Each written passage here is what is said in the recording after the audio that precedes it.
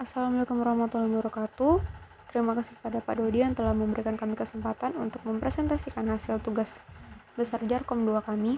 Di sini saya Anissa Fitrianti dan teman saya Fani Ramayanti akan mempresentasikan tugas besar kami. Di sini terdapat gedung A dan gedung B yang masing-masing memiliki 5 departemen. Lalu gedung A dan gedung B ini saling terkoneksi menggunakan switch A dan switch B. Lalu antar gedung A dan gedung B ini pastinya memiliki server, yakni server A dan server B, yang mana untuk gedung A terkoneksi dengan server A melalui switch C dan gedung B melalui switch B dan switch C menuju server B. Lalu dari switch C terkoneksi ke router 2 dan router 3 untuk memforward paket data dari server A dan server B. Lalu dari router 2 dan router 3 dilanjutkan ke router 1, lalu ke router 4 untuk sampai ke server utama atau server 1. Lalu di sini ada rumah Anton, yang mana device-nya ada laptop Anton dan tablet Anton yang terkoneksi melalui access point. Dan access point terkoneksi ke router 1 untuk dapat mengakses server. Lalu selanjutnya yang pertama ada routing. Routing digunakan untuk meneruskan jaringan dari satu jaringan ke jaringan lainnya. Di sini ada 2 routing. Yang pertama routing statik, yakni membentuk tabel routing secara manual dalam konfigurasi, digunakan pada routing dari device yang ada di gedung A dan gedung B. Lalu untuk routing dynamic atau OSPF itu digunakan pada routing router-router yang ada di topologi. Baik, selanjutnya ada VLAN. VLAN atau Virtual Local Area Network, ini subnetwork yang dapat mengelompokkan kumpulan perangkat pada jaringan area lokalan yang terpisah. Yang mana VLAN ini dapat mengoneksikan subnetwork dari VLAN yang sama. Sebagai contoh, pada topologi, jika VLAN sudah terkoneksi, maka kita dapat melakukan ping dari VLAN 8 yang ada di gedung A ke VLAN 8 yang ada di gedung B. Nah, kita lihat statusnya successful, berarti VLAN sudah berhasil. Lalu selanjutnya ada inter-VLAN. Jika tadi VLAN mengkoneksi subnetwork dari VLAN yang sama, nah inter-VLAN ini meneruskan lalu lintas jaringan dari satu VLAN ke VLAN lainnya. Berarti inter-VLAN ini mengkoneksikan VLAN-VLAN yang berbeda. Pada topologi, sebagai contoh, kita dapat melakukan ping dari VLAN 98 ke VLAN 27 yang ada di gedung B. Jika successful, maka inter-VLAN berhasil. Selanjutnya itu ada STP atau Spanning Tree Protocol. STP atau Spanning Tree Protocol ini protokol jaringan yang berfungsi untuk mencegah looping saat pengiriman data pada switch. Yang mana pada cara kerjanya yakni akan ada salah satu port dari switch yang akan diblok agar tidak terjadi looping. Di topologi yang menjadi designated port, yang mana designated port ini yang hanya dapat mengirimkan atau memforward paket data. Di sini yang menjadi designated port yakni switch C. Lalu pada switch A di sini yang berperan sebagai Alton atau yang berstatus blok itu ada di FA06. Lalu untuk di switch B yang sebagai role Alton dan statusnya blok itu ada di FA024. Lalu selanjutnya ada Ether channel berfungsi untuk meningkatkan kecepatan koneksi pada switch, dan jika salah satu port rusak, maka grup akan tetap bekerja menggunakan port yang lain. Sebagai contoh, jika dari salah satu switch ini terdapat kabel yang putus atau konfigurasi yang error, maka paket data akan tetap bisa dikirimkan melalui port yang lainnya. Lalu selanjutnya akan dijelaskan oleh teman saya, Fani. Kepada Fani, dipersilakan. Selanjutnya ada HSRP. atau Host Standby Router Protocol, yaitu protokol jaringan yang digunakan untuk menetapkan sebuah router yang secara otomatis dapat mengambil alih jika router yang lain gagal atau mengalami kerusakan.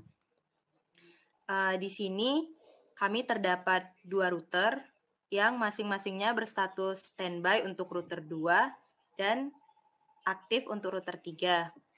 Nantinya, jika router 2 yang berstatus standby mengalami kegagalan pada saat pengiriman data, maka router 3 akan secara otomatis mengambil alih untuk mengirim paket data.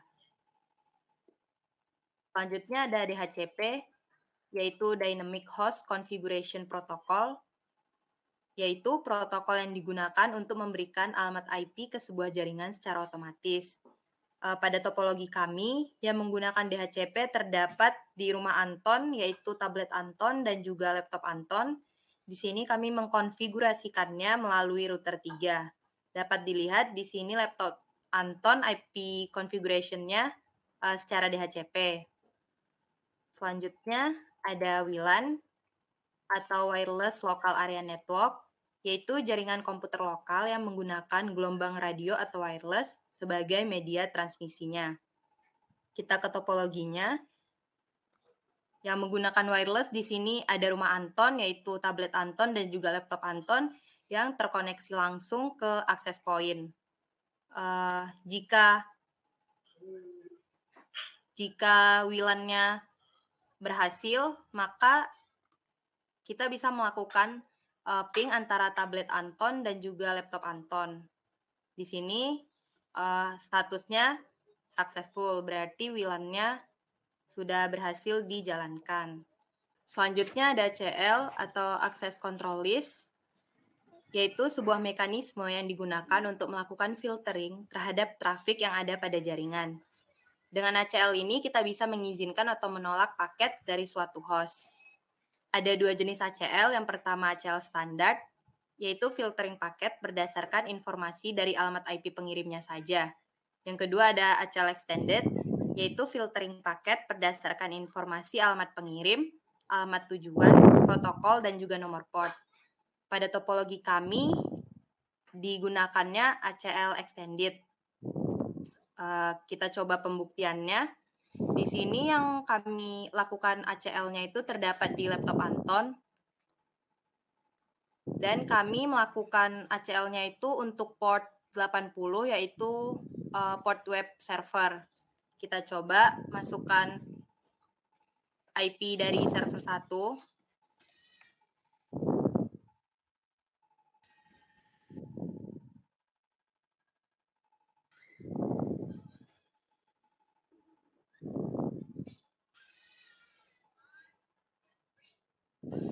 Di sini bertuliskan request timeout karena pada router telah dikonfigurasi ACL untuk memfilter laptop Anton agar tidak bisa mengirim melalui port 80, yaitu port web server.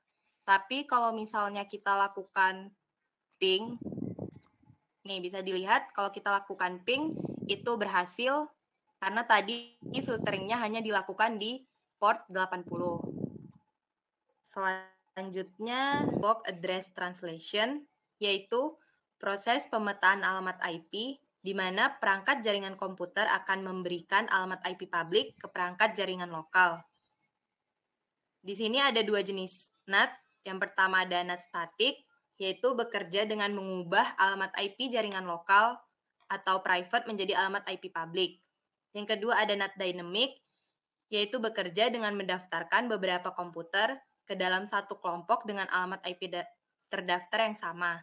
Nah, nantinya di NAT Dynamic ini ada beberapa komputer yang memiliki kesamaan pada IP-nya. Bisa kita lihat di topologi. Di sini kami menggunakan menggunakan NAT Dynamic. Kita coba melakukan ping dulu ke server 1. Kami melakukan konfigurasi NAT-nya tuh di router 4. Ping.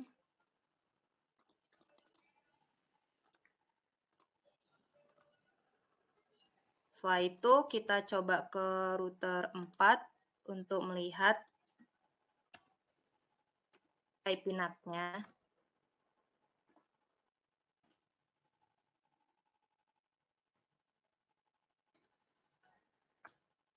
Bisa dilihat di sini ada beberapa IP NAT yang sudah terdaftar karena sudah dilakukan ping tadi.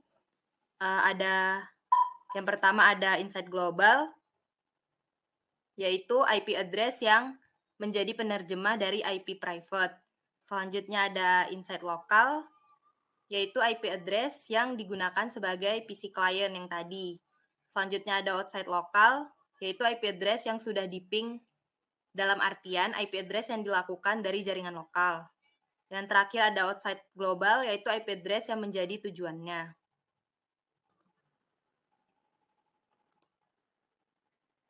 Saya kembalikan ke Anissa. Baik, terima kasih. Mungkin sekian dari presentasi kami.